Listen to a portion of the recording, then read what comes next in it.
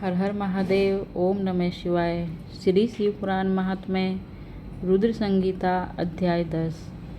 तो भक्तों, पिछले अध्याय में हमने जाना कि उमा सहित भगवान शिव का प्राकट्य कैसे होता है और तीनों देवताओं की एकता का प्रतिपादन कैसे होता है।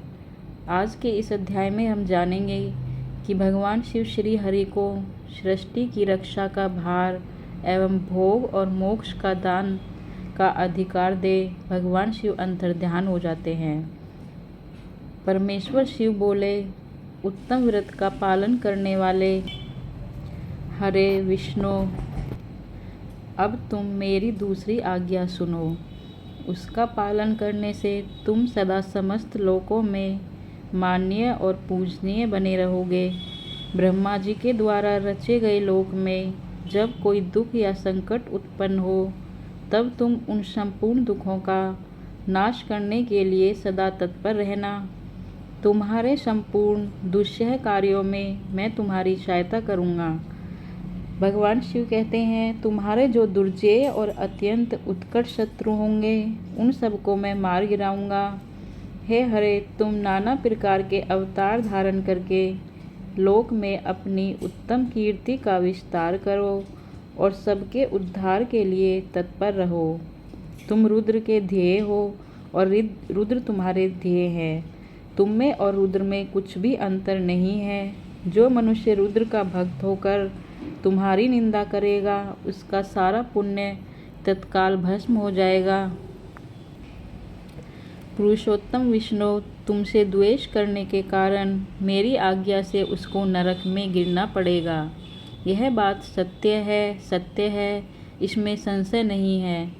तुम इस लोक में मनुष्यों के लिए विशेषतः भोग और मोक्ष प्रदान करने वाले और भक्तों के ध्येय तथा पूज्य होकर प्राणियों का निग्रह और अनुग्रह करो। ऐसा कहकर भगवान शिव ने मेरा हाथ पकड़ लिया और श्री विष्णु को सौंपकर उनसे कहा, तुम संकट के समय सदा उनकी सहायता करते रहना। सबके अध्यक्ष होकर सभी को मोक्ष और भोग प्रदान करना तथा सर्वदा समस्त कामनाओं का साधक एवं सर्वश्रेष्ठ बने रहना। भगवान शिव कहते हैं कि जो तुम्हारी शरण में आ गया, वह निश्चय ही मेरी शरण में आ गया। जो मुझ में और तुम में अंतर समझता है, वह अवश्य नरक में गिरता है। ब्रह्मा जी कहते हैं, हे देवर्षि, भगवान शिव का यह वचन सुनकर मेरे साथ भगवान विष्णु ने सबको वश में करने वाले विश्वनाथ को प्रणाम करके मंद स्वर में कहा। श्री विष्णु बोले, करुणा सिंधु जगन्नाथ शंकर, मेरी यह बात सुनिए। मैं आपकी आज्ञा के अधीन रहकर यह सब कुछ करूँगा।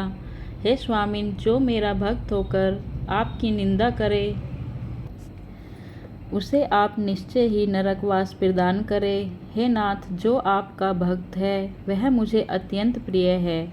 जो ऐसा जानता है, उसके लिए मोक्ष दुर्लभ नहीं है।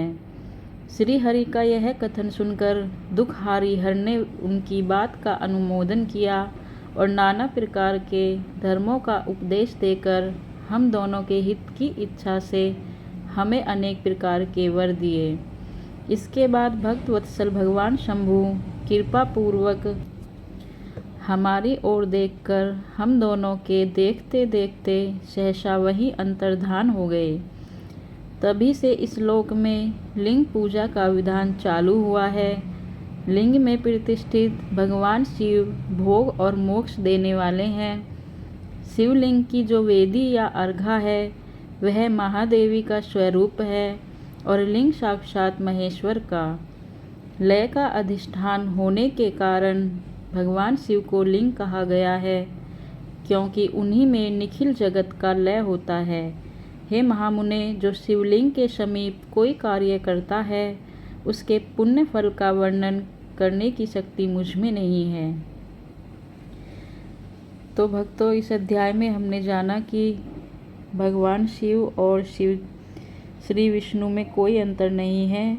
दोनों एक दूसरे के ध्येय हैं। जो भक्त भगवान विष्णु का भक्त होकर शिव जी की निंदा करता है, और जो शिव जी का भक्त होकर श्री विष्णु की निंदा करता है उसे नरक में गिरना पड़ता है। इसलिए हमें कभी भी भगवान शिव या विष्णु की निंदा नहीं करनी चाहिए। दोनों को एक समान ही समझना चाहिए, क्योंकि ये दोनों एक दूसरे के पूरक हैं। श्री शिव पुराण महात्म्य रुद्र संगीता अध्याय 10 समाप्त।